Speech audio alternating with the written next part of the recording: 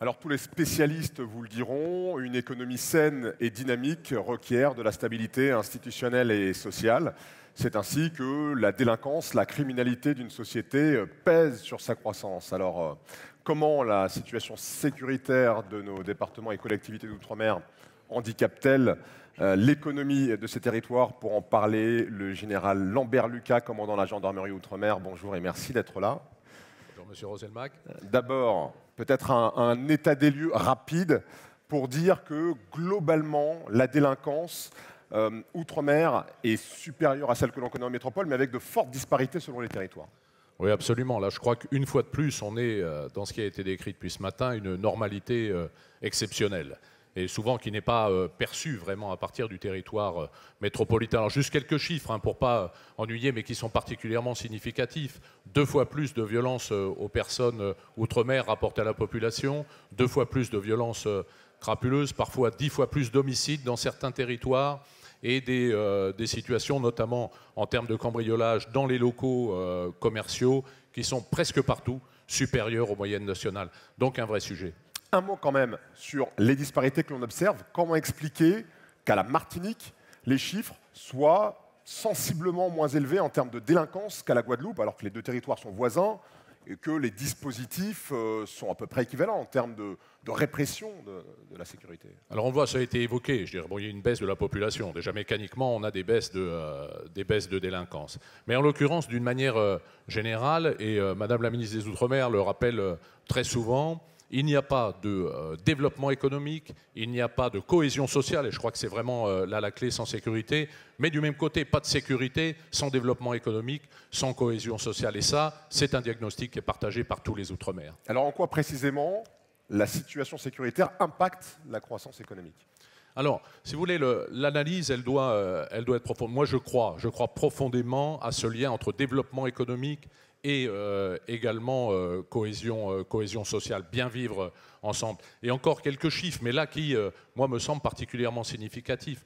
Il y a 2 fois plus de violences intrafamiliales outre-mer qu'il y en a en métropole rapportées à la population. 2 fois plus de viols également sur ces territoires, et ça peut parfois monter à 3 fois ou 4 fois comme en Guyane. On a vraiment des sujets sur lesquels il nous faut travailler, et travailler avec le monde associatif, et notamment dans le cadre de la police de sécurité du quotidien qui a été initiée, démarche initiée par le ministre de l'Intérieur depuis maintenant quelques jours.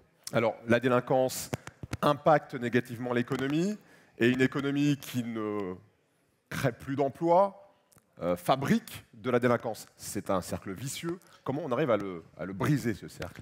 Alors, c'est un cercle vicieux, effectivement. Il faut briser ce cercle et revenir à un cercle vertueux. Pour mettre en place ce cercle vertueux, il faut bien comprendre que la sécurité, c'est une coproduction. Il n'y a pas d'un côté les acteurs économiques, la population, et de l'autre côté l'État qui va, etc. Il faut vraiment travailler. Je pense que les Assises de l'Outre-mer est un forum d'excellence pour mettre en place ces coopérations et ces coordinations. Alors comment est-ce qu'on peut travailler sur ces problématiques? Oui, parce que cette culture nouvelle de la prise en charge de la délinquance, on peut se demander, est-ce que ça regarde par exemple les entreprises? En quoi une entreprise peut aider à lutter contre la délinquance? Alors, nous, on est réfléchi, notamment dans le cadre des assises de l'outre-mer. Vous savez, outre-mer, ce qui manque d'une manière un peu surprenante, c'est le tissu associatif pour traiter des problèmes sociétaux. J'évoquais les violences faites aux femmes. On peut évoquer le décrochage scolaire. On peut évoquer également les mineurs exposés à la délinquance. Sur Mayotte, c'est 30% des mises en cause qui sont des mineurs. Sur la Nouvelle-Calédonie, 22%, alors que la moyenne nationale est aux environs de 14-15%. Donc le milieu associatif doit se développer. Et là, le tissu économique a un rôle à jouer. Et ce tissu associatif, il est moins important dans ces territoires dont vous nous parlez qu'en métropole, par exemple? Absolument. Et là aussi, on est dans la normalité exceptionnelle. Vous voyez, on a l'impression, oui, bien sûr, il y a beaucoup d'associations, mais pas suffisamment d'associations pour traiter des violences faites aux femmes, pour traiter des mineurs délinquants. Quand vous voyez qu'en Guyane, le nombre de grossesses de mineurs est 10 fois supérieur à celui de la métropole. Tout ça, ça impacte le tissu associatif. Et tout ça, excusez-moi, c'est la trivialité du propos, c'est pas bon pour le business. Quand la société va mal, c'est pas bon pour le business. Et il faut absolument qu'on travaille sur ces problèmes sociétaux. Et là, le tissu économique peut jouer un rôle.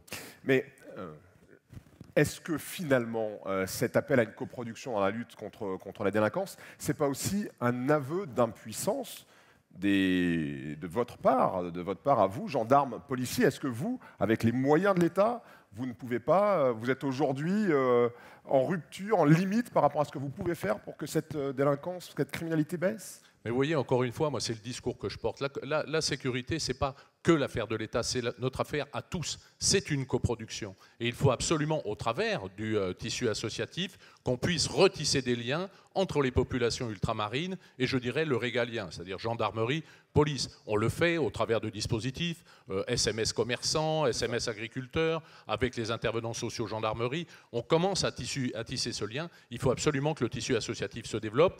Et là, le tissu économique peut soutenir, en termes de mécénat, en termes de soutien à ces associations, de lutte contre les violences faites aux femmes, etc., le tissu économique a vraiment un rôle à jouer. Alors, est-ce que vous pouvez nous décrire un petit peu ces expériences pilotes qui ont été faites dans la circulation de l'information avec les commerçants, avec les agriculteurs? En quoi ça consiste précisément? Alors en fait, le dispositif SMS commerçant, encore une fois, qui va être développé dans le cadre de la police de sécurité du quotidien. On identifie, d'ailleurs on travaille énormément avec les chambres de commerce et d'industrie, hein, et moi je me félicite qu'une des intervenantes précédentes qui appartient aux chambres de commerce et d'industrie ait mis en avant ces difficultés en termes de sécurité.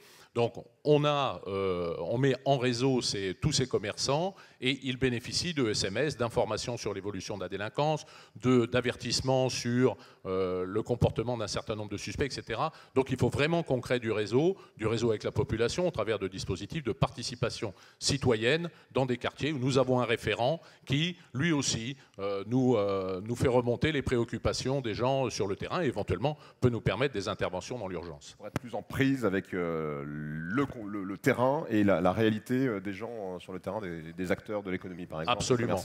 Créons du lien et au travers, encore une fois, de soutien aux associations. C'est fait par l'État au travers du Fonds interministériel de prévention de la délinquance, sur laquelle d'ailleurs les équipes de Madame la Ministre travaillent pour leur augmentation. Mais pourquoi pas envisager que les chambres de commerce et d'industrie ou des entreprises particulières soutiennent un certain nombre de ces associations qui luttent contre la disruption des sociétés ultramarines qu'on sent bien au travers de l'émergence et de la persistance de ces phénomènes d'explosion des sociétés ultramarines. Un mot d'actualité, Général Lambert-Lucas.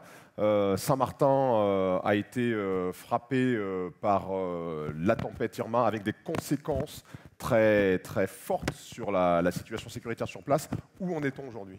Alors les conséquences essentielles, c'est sur les populations et sur les destructions qu'il y a pu y avoir. En termes de sécurité, je dirais malheureusement, du fait des événements, il y a eu beaucoup moins de faits délictuels depuis ces événements qu'il y en avait auparavant, parce que bon, tout le monde a été dans un premier temps sidéré et effaré devant l'étendue de ces reconstructions. C'est surtout là. Ce n'est pas un problème sécuritaire actuellement sur Saint-Martin. C'est-à-dire que dans un premier temps, les pillages dont on a parlé ne relevaient pas de situation de délinquance, c'était des gens qui avaient des besoins et qui se servaient... Il y a eu ça, certains ont tenté d'en profiter, la majeure partie d'entre eux ont été interpellés et près de 75% des butins ont été restitués aux propriétaires légitimes.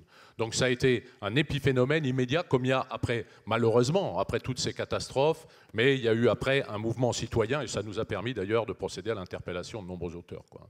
Dernière question, comment vous qualifieriez la relation entre la gendarmerie et la population des territoires outre-mer? Est-ce qu'elle est bonne, cette relation? Est-ce qu'elle est bonne sur national? Alors bon, vous le savez bien, pour des raisons historiques, il y a un certain nombre de difficultés. Surmontons-les. On est tous de bonne volonté. Encore une fois, la sécurité, c'est une coproduction. La police de sécurité du quotidien en train de se mettre en place et qui va produire des effets d'ici peu nous en donne la possibilité. Et encore une fois, que les assises de l'outre-mer soient un vecteur d'excellence du renforcement de ces coopérations entre pouvoirs régaliens au travers du milieu associatif. Merci, Général Lambert-Lucas, de toutes ces explications. Je vous remercie. Merci pour votre invitation.